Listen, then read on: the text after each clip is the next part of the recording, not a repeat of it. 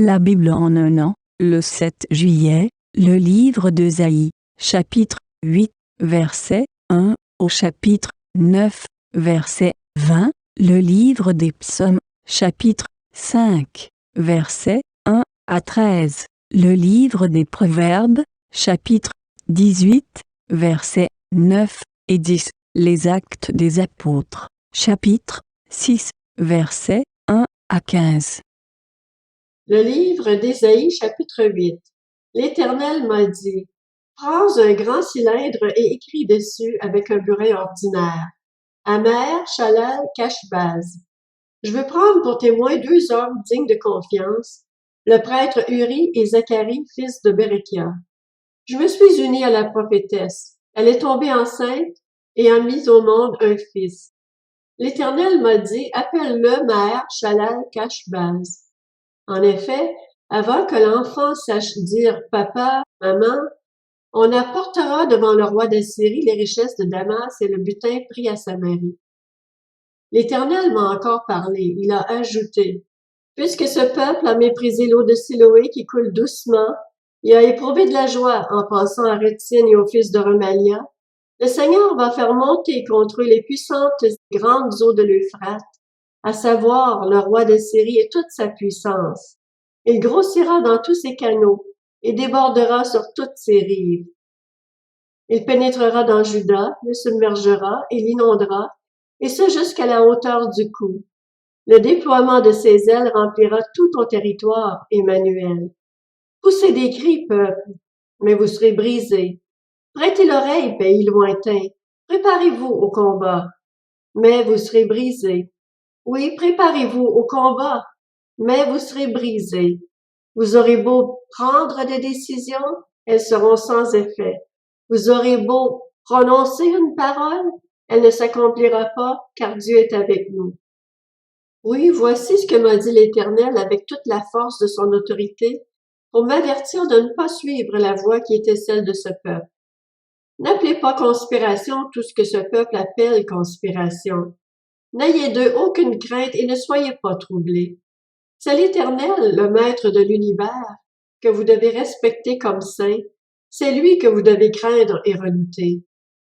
Il sera alors un sanctuaire, mais aussi une pierre qui fait obstacle, un rocher propre à faire trébucher pour les 2 communautés d'Israël, un filet et un piège pour les habitants de Jérusalem.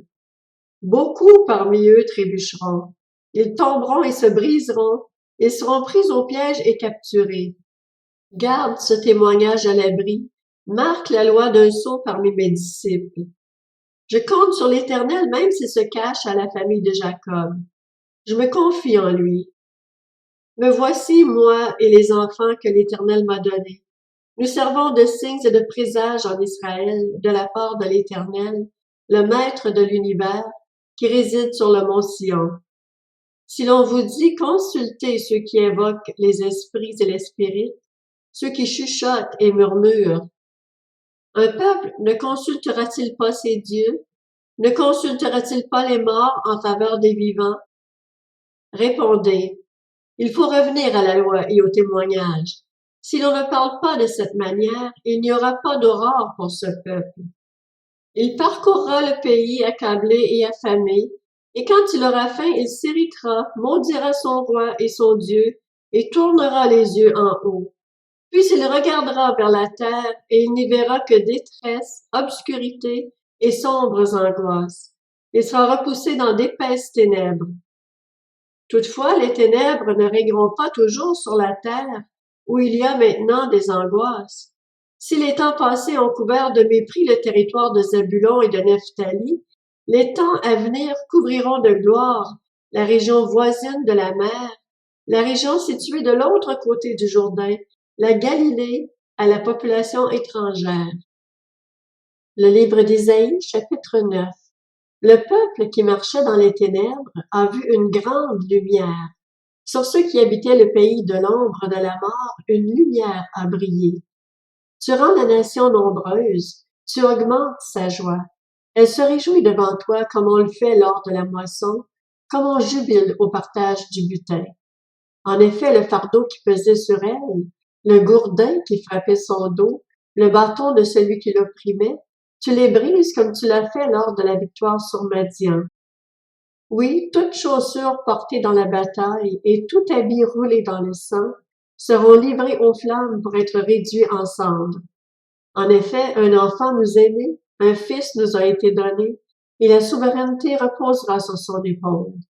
On l'appellera merveilleux conseiller, Dieu puissant, Père éternel, Prince de la paix.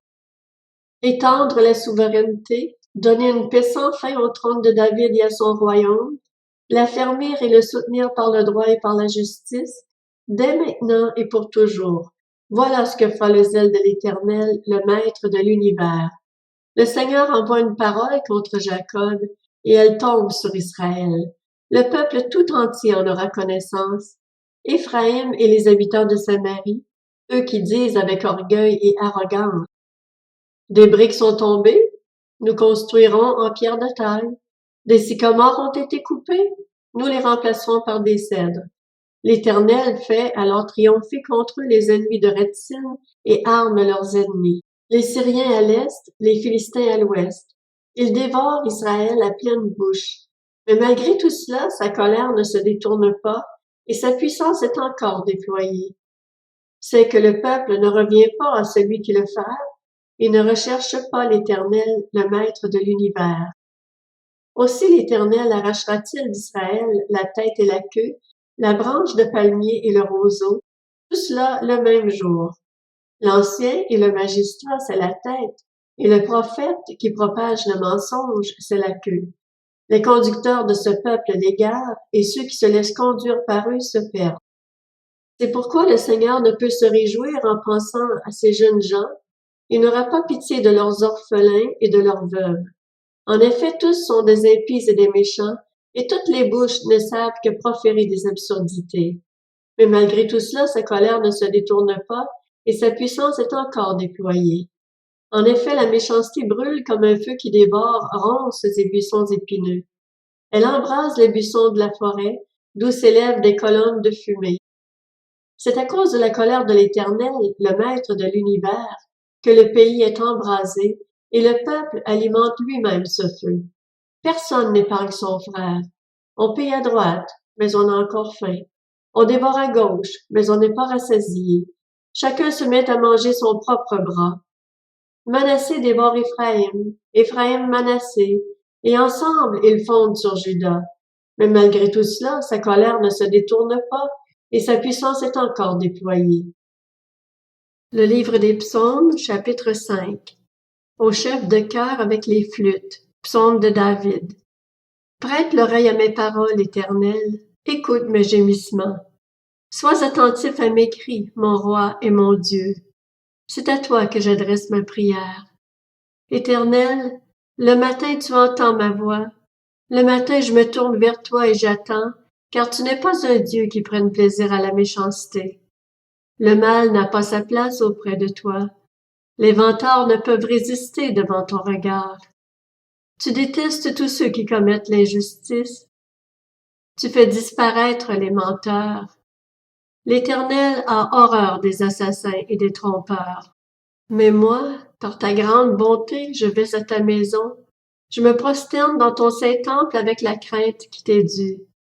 Éternel, conduis-moi dans ta justice à cause de mes adversaires. Aplanis ta voix devant moi, car il n'y a pas de sincérité dans leur bouche. Ils ne pensent qu'à détruire. Leur gosier est une tombe ouverte. Leur langue prononce des paroles flatteuses. Traite-les comme des coupables, ô Dieu, que leurs projets provoquent leur chute.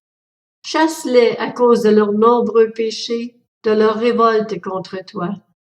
Alors tous ceux qui se confient en toi se réjouiront. Ils seront pour toujours dans l'allégresse et tu les protégeras. Tu seras un sujet de joie pour ceux qui aiment ton nom, car tu bénis le juste, Éternel.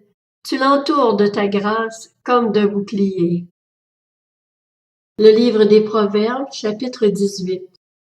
Celui qui se relâche dans son travail est frère de celui qui détruit. Le nom de l'Éternel est une tour fortifiée. Le juste s'y réfugie et se trouve en sécurité. » Actes des apôtres, chapitre 6. À cette époque-là, alors que le nombre des disciples augmentait, les hellénistes murmurèrent contre les Hébreux, parce que leurs veuves étaient négligées lors des distributions quotidiennes.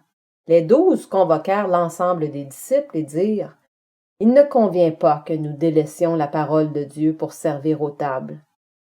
C'est pourquoi, frères et sœurs, choisissez parmi vous 7 hommes de qui l'on rende un bon témoignage, remplis d'Esprit Saint et de sagesse, et nous les chargerons de ce travail.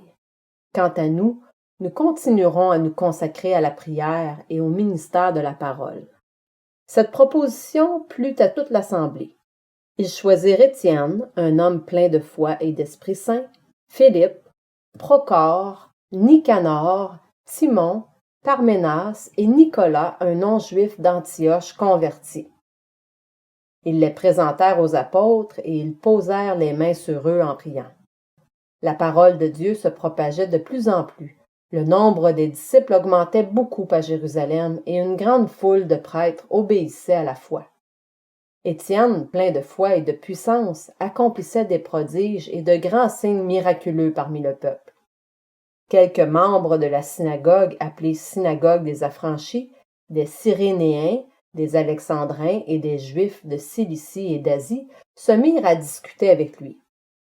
Mais ils ne pouvaient pas résister à la sagesse et à l'esprit qui inspirait sa parole. Alors ils soudoyèrent des hommes qui dirent: « Nous l'avons entendu proférer des paroles blasphématoires envers Moïse et envers Dieu. » Ils ameutèrent le peuple, les anciens et les spécialistes de la loi, puis ils se jetèrent sur lui, l'arrêtèrent et l'amenèrent au Sanhédrin. Ils présentèrent de faux témoins qui dirent: « Cet homme ne cesse de proférer des paroles blasphématoires contre le lieu saint et contre la loi. Nous l'avons entendu dire que Jésus, ce Nazaréen, détruira ce lieu et changera les coutumes que Moïse nous a transmises. » Tous ceux qui siégeaient au Sanhédrin avaient les regards fixés sur Étienne. Ils virent que son visage était comme celui d'un ange.